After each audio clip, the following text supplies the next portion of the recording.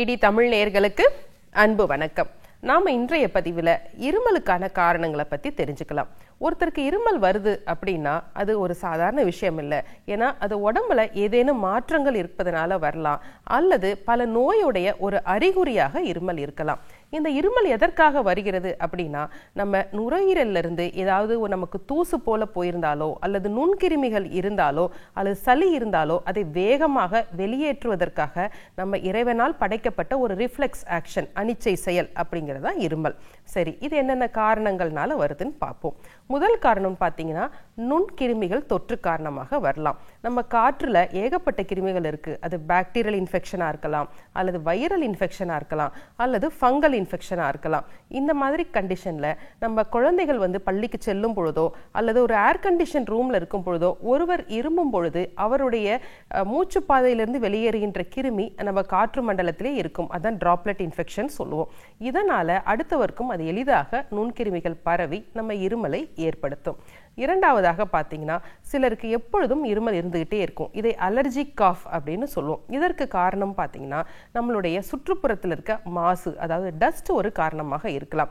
எந்தெந்த வகையான டஸ்ட்ல வரலாம்னா, வாகன புகையில வரலாம், அல்லது நம்மளுடைய இண்டஸ்ட்ரீஸ் பக்கமாக வீடு இருந்துச்சுன்னா அதில் வருகின்ற சில கார்பன் டஸ்ட்னால வரலாம், அல்லது நம்ம கிராமப்புறங்களில் இந்த நெல் வயல்லிருந்து வருகின்ற அந்த துகள்கள்னால வரலாம், அல்லது நிலக்கடலை அடுக்கும் பொழுது அதில் இருக்க ஃபைன் டஸ்ட் வரலாம், வீட்டில் பெட் அனிமல்ஸ் வளர்க்கும் பொழுது அதிலிருந்து வரலாம்.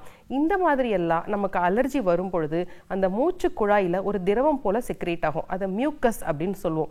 எப்படி நம்ம டஸ்ட் கண்ணில் படும் பொழுது நம்ம கண்ணில் தண்ணீர் வருகிறதோ, அதே போல மூச்சு குழாயிலும் சுரக்கின்ற திரவத்தை வெளியேற்றுவதற்காக இருமல் வரும். இதற்கு பேர் அலர்ஜிக் காஃப் அப்படின்னு சொல்லுவாங்க.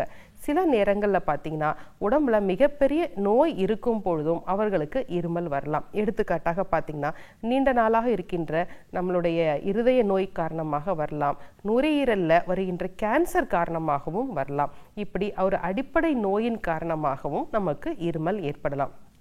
கடைசியாக புகைப்பிடித்தல். இது எல்லாருக்குமே தெரியும். இந்த புகை நாளடைவில் என்ன ஆகும்னா, நம்மளுடைய ஆல்வியோலையை கொஞ்சம் கொஞ்சமாக சுருங்க வச்சு நம்ம மூச்சு பாதைக்கு போகின்ற ஆக்சிஜன் அளவை குறைச்சிரும். அப்போ இன்சஃபிஷியன்சின்னு சொல்லுவோம். அந்த புகை மண்டலமாக அந்த மூச்சுக்குழாய் இருக்கிறதுனால அந்த காற்று பற்றாதனால அடிக்கடி இருமல் வரும். இவர்களுக்கு ஒரு தொடர் இருமல் மாதிரி இருந்துகிட்டே இருக்கும். அடுத்தபடியாக நம்ம நாட்டில் இன்னைக்கு அதிகமாக இருக்கிறது டியூபர்குலோசிஸ் இன்ஃபெக்ஷன். இது ஒரு பாக்டீரியல் இன்ஃபெக்ஷன் தான். உடல்ல நோய் எதிர்ப்பு சக்தி குறையும் பொழுது, அதிகமான புகைப்பிடித்தல் இருக்கும் பொழுது, அல்லது நம்ம சுற்றி இருக்கவங்கள யாருக்கேனும் டியூபர்குலோசிஸ் இருந்தா கண்டிப்பாக இந்த டியூபர்குலோசிஸ் அந்த அடுத்த மக்களுக்கும் பரவுறதுக்கு வாய்ப்பு இருக்கு. இதுவும் ஒரு டிராப்லெட் இன்ஃபெக்ஷன் தான். இப்படி பல கிருமி தொற்றுனால நமக்கு இருமல் ஏற்படலாம். ஆயுர்வேத முறையில பார்த்தோம்னா, ஆயுர்வேதத்துல நம்மளுடைய மூச்சு பாதையில போகின்ற காற்று பிராணவாயுன்னு சொல்லுவோம். இந்த பிராணவாயில ஏதேனும் வித்தியாசம் வரும் பொழுது நமக்கு இருமல் ஏற்படுகிறது. உடலின் பல குறைவுனாலையும் சத்துக்கள் குறைவுனாலும் இருமல் ஏற்படுகிறது. ஒரு சிலருக்கு பார்த்தீங்கன்னா, நம்ம முகத்தில் இருக்க காற்று பைகள், சைனஸ் போர்ஸ்ன்னு சொல்லுவோம், அதுல எப்பொழுதும் கிருமி தொற்று இருக்கும். அவர்கள் தூங்கும் பொழுது அவங்களுடைய போஸ்ட் நேசல் ட்ரிப்னு சொல்லுவோம், தொண்டைக்கு சளி வரும் பொழுதும் இரவு நேரங்களில் அதிகமான இருமல் ஏற்படலாம். ஒரு சிலருக்கு பார்த்தோம்னா அவங்களுடைய உணவு காரணமாக ஏற்படும். இன்றைக்கு இதுதாங்க அதிகமாக இருக்கு. நம்ம அதிகமான புளிப்பு உணவுகள், கார உணவுகள் எடுத்துக்கொள்ளும் போது வயிற்றில் அமிலம் இருக்கும்.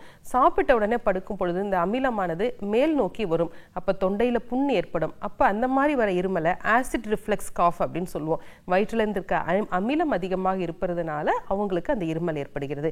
இப்படி பல காரணங்கள்னால இருமல் ஏற்படும் பொழுது ஒருத்தருக்கு இருமலுக்கு நம்ம சிகிச்சை செய்யணும்னா அதற்கான காரணங்களை கண்டுபிடித்து அதற்கான சிகிச்சை செய்யும் பொழுது நல்ல பலனை கொடுக்கும். சரி நேயர்களே, இன்றைய நிகழ்ச்சியில இருமலை பற்றிய காரணங்களை தெரிந்து கொண்டோம். வேறொரு நிகழ்ச்சியில் சந்திக்கலாம். நன்றி.